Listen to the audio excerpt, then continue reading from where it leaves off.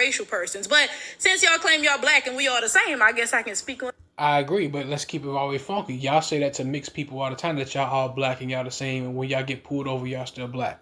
So it goes both ways. But let's keep going. But anyway. Since safety is always top of mind for us, having Granger as a partner, they make it very easy for us. Are not the same as a biracial person's. But since y'all claim y'all black and we all the same, I guess I can speak on it anyway.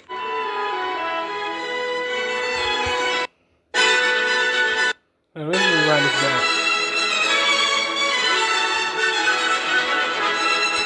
down. You got the Marxist fish in the air for Saturn. Juneteenth is a bunch of BS. Alright, I can go on the spiritual meaning behind this stuff too. Juneteenth is just for people of color I believe to worship the summer solstice. Who knows? No, Juneteenth is in February, so would that be the winter? So who knows? I know it's a solstice that they worship too around that time period. That time of the year. So biracial Becky brings up the complaint that she feels like biracial women don't get to identify as black in a way that biracial men do, okay? Then biracial Brad responds and he says, well, that may be because biracial men are not as obnoxious about being biracial as biracial women are, right? Now I'm going to pause here. This is the first thing that I want to respond to. So biracial Brad brings up something important. He brings up the anti-black era. So he talks about how, growing up, being black really wasn't cool, to the point where even black people would pretend to be mixed just so they could survive. Like, literally, you would see somebody who looked like me talking about they Cherokee Indian. It would be like, nigga, what are you talking about, right? And then again, like I said, notice that y'all kept trying to steal mixed people's identity, and mixed people never called y'all out on it. They never embarrassed y'all for wanting to be mixed. They never said you not like us and made fun of y'all when they were viewed as a status symbol in y'all community, allegedly. But now that y'all viewed as a quote unquote status symbol, y'all saying y'all not like us. Let's keep going. But that's how deep and destructive the And let's keep in mind what group of people was this coming from? I guarantee you it's other dark-skinned people who are making fun of other dark-skinned people. And I'm not saying you don't have light-skinned people who make fun of darker people, but believe me, it's mostly the other way around. And dark-skinned people always got away with it because people always had a sob story for them. Like, you can even go back on Facebook, Twitter, Lipstick Alley, and you can go back to 2008, 2009, and you can see that black people were picking on mulattoes online and saying all this wild stuff about them, but you will never see it the other way around. All right? Blackness was. This is what I have noticed, though. And I will speak on back then, and I will also speak on today, because I feel like there has been a little bit of a shift, right? So back then, black people embraced biracials as black, because as biracial Brad said, that was a very anti-black era. So yes, they embrace mixed people as black because, and light-skinned people as black because they were trying to use them for something, for status, for a lot of stuff. All right, and notice that, like I said, they never shitted on y'all for being black. And mixed people and light-skinned people have a history of supporting black people when they're at their lowest. They're trying to rewrite history and say that light-skinned people didn't want to be called black or didn't want to do this and the third. That's a lie. That's very disingenuous. I actually seen a video with Angela Yee, I brought it up before, with Tammy Rivera and Waka Flocka's old fiance, and there was 3 light-skinned chicks on the couch, and they were asking, and this was back in the early 2010s, all right, before this quote-unquote shift happened. They were asking these light-skinned girls, they asked Tammy, what type of man did you want in your video? And she explained the type of man that she wanted. She's light-skinned, she's mixed, to be specifically. And she said she wanted someone who was tall, dark, and handsome. And Angela Yee brought up, she said, why come nobody never says, light-skinned? And a lot of the women, the light-skinned girls, the black community has shunned light-skinned men so much, even Charles White was speaking about this, that it's not viewed as a cool thing to say you want a light-skinned guy. You know, and these are light-skinned girls. And they all three said some self-hating stuff. One said, Tammy said, because one, she said, I like my dude's hood. You know, so that's what she associated with being hood, was dark skin, because that's where she come from. Dark skin, dreads, etc. The mixed Puerto Rican girl, black Puerto Rican girl, she said she didn't like being mixed, but she said she had to swear her blackness up. That's what she said. And then the other light-skinned girl, the most light-skinned girl on the couch, she said, I actually dated a light-skinned guy, you know, back when I was a little younger, you know. She didn't really say nothing bad. I think her name was L'Oreal, the one that called Michael B. Jordan corny when he was a kid. You know, but that goes to show you that they're not viewed as a status symbol in the black community. They never have been, which is why y'all need to leave that community and start your own thing.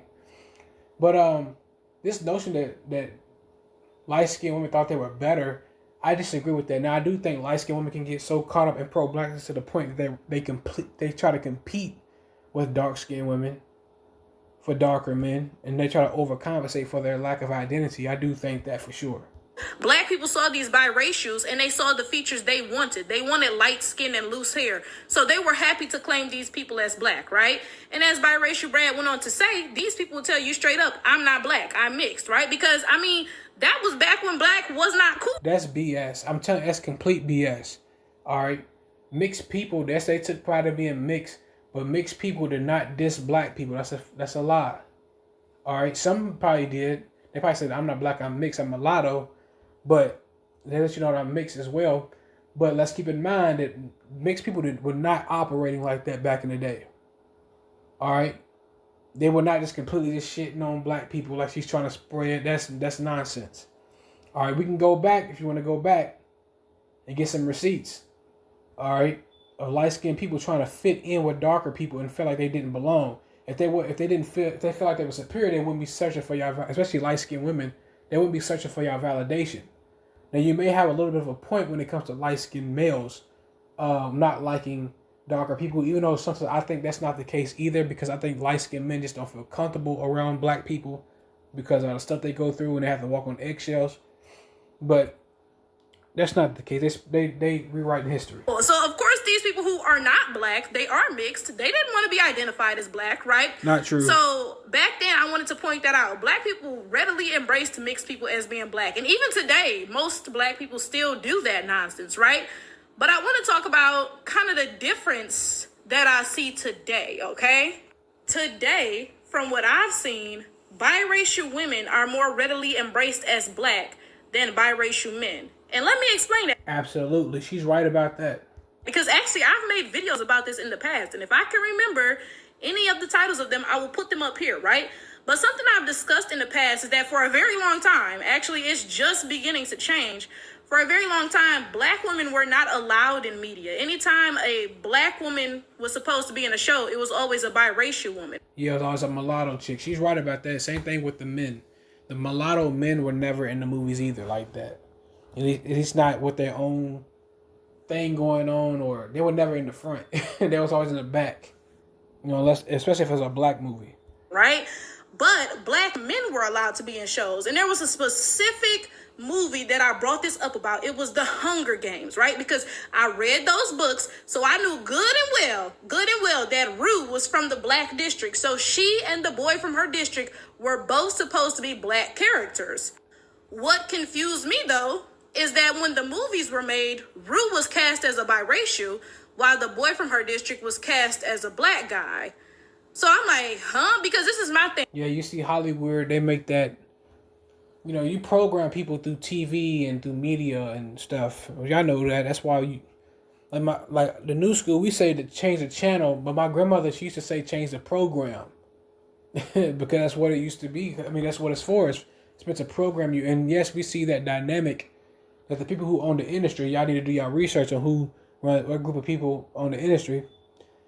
Really this whole world, but it tells you in the Bible who it is. But they promote that, and a lot of black males promote that dynamic as well. All right, so you do see that dynamic a lot. If it was simply about anti-blackness, then both of the characters would have been cast as biracials, right? If it was simply about, black people can't represent ourselves in the media, whatever, right? But no, for some reason they chose to cast only Rue as a biracial, but the guy got to stay black. And you notice that show after show after show after show, all the women were always biracial, but the men were always black. And that's also a false narrative. I already did a video about this a couple videos down that they said that they erasing black people with mixed people. That's not always true. They do the same thing with mixed people, where they would take light-skinned people and make them darker. They do it all the time. Malcolm X, Ernie Davis. It's a whole damn laundry list of people that they did that to. And I talked about how there's an erasure of black women specifically happening. It's not happening to black men. Black men are not being... It's an erasure of mulatto men too. Especially them. That's who really's being erased. It's really mulatto people who's been erased. Black people still have their identity. Mulattoes, y'all been completely erased out of American society. Alright? So you can't take too much of what black people say too seriously, because y'all even have y'all senses took from y'all erased from society. Represented by biracial men, but black women are being represented by biracial women. Like, whenever you saw a show, the main character was always a biracial woman, and there was usually no black women.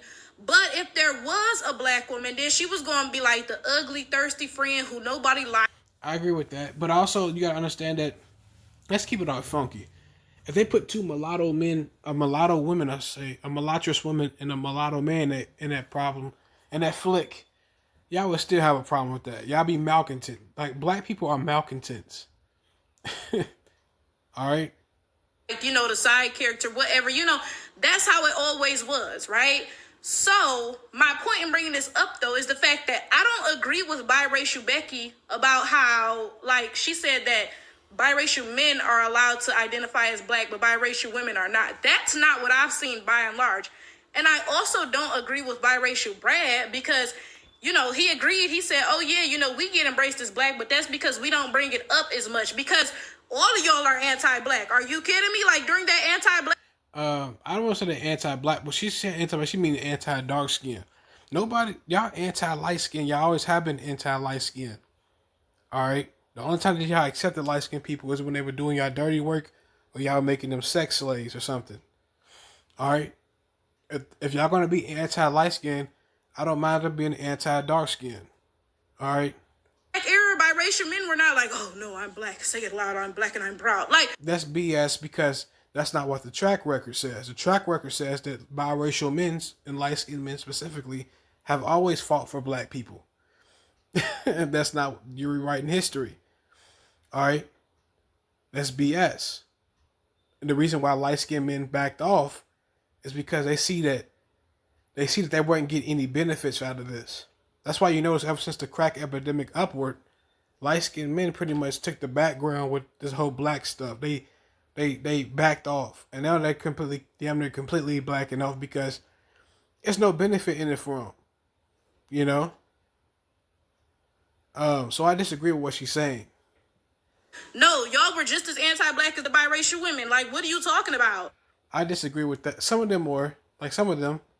It depends on like how they were raised and stuff, but you know, just because they dated one of the mixed women or white women, that doesn't mean that they were anti-black. You gotta keep in mind of all the black women who are anti-light-skinned male. They're not accepting of light-skinned males. Same thing with light-skinned women. Go look back to them old Facebook posts from the early 2000s and all the messed up stuff they were saying about light-skinned men and how they were quote-unquote anti-light-skinned men for whatever reason they were saying it for to look cool, to humble light-skinned men, or to whatever. They still said it. All right? So the narratives are being changed with y'all. I feel like biracial Brad tried to gaslight biracial Becky because, don't get me wrong, he was very good in bringing up that anti-black era, you know, when even black people didn't even want to identify as black because it was so bad. And he brought up the good point that it was so bad that mixedness was put on a pedestal. But then he went on to say, oh, but you know, like, you know, biracial guys, we don't rub it in your faces often. That is a lie. That is a lie. Y'all are just as anti-black and white supremacists as biracial women. I don't like when I disagree with that wholeheartedly. I feel like light-skinned men are the most humbled in the black community because they have to be. Light-skinned men cannot say nothing, or everybody in the black community are going to attack them. That's why they never speak about their problems. is because they know they're going to be attacked by everybody and gaslit, including by the women that look like them. So I disagree with that wholeheartedly. I do think that light-skinned men do not like darker women. Not all of them, but because I know some that do. But I don't think it's like genuine. Like dark women know that, and it's not supposed to be because that ain't his counterpart. No way. The men of a community, like throwing the women of a community under the bus. Like, don't get me wrong, none of y'all black and all of y'all racist, but I don't like the fact that you tried to use biracial Becky as a scapegoat, knowing that you act just the same way. Now, let me tell y'all why sensible black people are not paying biracials any mind when we see videos like this, right? So, back when I was in high school, yes, and I wish mulattoes would do the same shit about black people making videos like this. Because y'all know it's BS. I was friends with this girl, and she apparently was biracial, right? So we were having this conversation. I forget what we were talking about, but I said something like, yeah, you know, us black girls, yada, yada, yada. And she stopped me in my tracks. She said, oh, I'm not black, I'm mixed. And I said, oh, okay, right? Now, fast forward a couple years, okay? So we graduated high school. We went to college, graduated college. Then she posted her cap and gown photos with the caption, like hashtag black girl magic. And I commented and I was like, wait, I thought you wasn't black, you mixed. And she responded to me like, oh yeah, you know, I used to say that before I embraced my blackness. I had to learn to love myself, so and so and so. And I was like, huh, that's kind of peculiar. So you telling me that back before... I will say this though. A lot of light-skinned women are clout chasers. Women, period, no matter what race they are. They're clout chasers and they do stuff for status. Alright, I've been said that since forever. A lot of them do whatever, a lot of mulatto females or light skinned women, they do whatever popular amongst darker people for whatever reason to compete or to chase status. Like back in the 90s when they dumped light skinned guys to get with dark skinned guys because it was viewed more as a status symbol because whatever gangster rap, they were the face of gangster rap or sports or whatever they was doing it for because like when Wesley Snipes got stabbed Christopher Williams in the hand and all that stuff and it shifted back then again. They dumped light-skinned guys. They try to make it seem like light-skinned men were doing them wrong. That's not true. The reason why they were doing that is because they were chasing status. Alright, so they definitely are groupies and they do clout chase. Alright, women in general, but especially them. It was cool to be black. You wasn't black. You was mixed. So back when black people was ugly and same thing with light-skinned men. Light-skinned men can't really jump in and out of blackness either because light-skinned men are not viewed as the real thing either anyway. They're not viewed as the real thing. Even though black is not a real thing anyway. Alright. Burnt and crispy and nappy-headed, you wasn't black. You was mixed, right? But now that blackness is becoming cool, folks are talking about black girl magic and black boy joy. Now suddenly you not mixed. You and y'all can easily get rid of these trends if light-skinned people would just stop jumping on these trends with dark-skinned people. Like y'all can literally create your own trends, and their trends would literally lose steam if y'all wasn't so obsessive with trying to associate yourselves with them, like overtly obsessive. Black. Isn't that real convenient? Like, you stepped out of blackness when it was not cool, and then you stepped your ass right into it as soon as it began to become cool. Like, you realize that actual black people can't do that, right? I agree, but that's also one of the privileges they have is being mixed. All right, just like your counterparts. Y'all use light-skinned people when it's convenient for y'all. All right, y'all use them as mules. Also, y'all do actual black people do that. You know, they try to act pro-black and pro-dark-skin specifically. See the same thing with Kendrick, where he would try to act pro-black as a it's a gimmick. So it's just a money thing, and then he goes to get a light-skinned partner, so he's jumping in and out of blackness when it's beneficial for him. Also, these pro-blacks who date white women, and vice versa, black women who will claim they pro-dark skin but get with light-skinned men and white men. So y'all do jump in and out of blackness. Stop bullshitting. This is my thing. I'm black 24/7, 365. I don't get to stop being black when it's uncomfortable. I don't get to stop being black when it's dangerous. I don't get to stop being black when I don't want to face the oppression that black people face. I don't get to do that. what oppression? What oppressions do y'all face that mulattoes ain't haven't faced? All right, and I'm going to be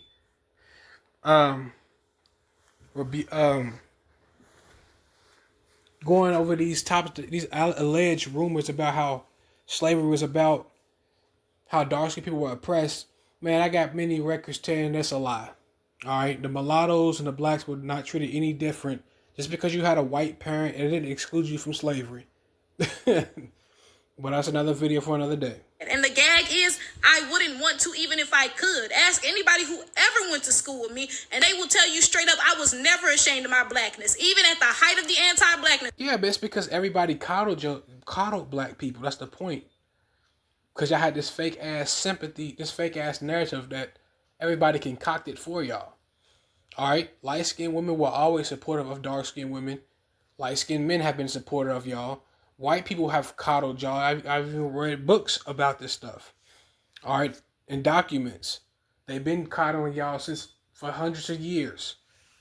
All right, and giving y'all that victim mindset. We're gonna go over it though. I wore my natural hair. I love my natural skin. I was never walking around talking about I was mixed. That was never me. So this is... Yeah, because we encourage you not to do that.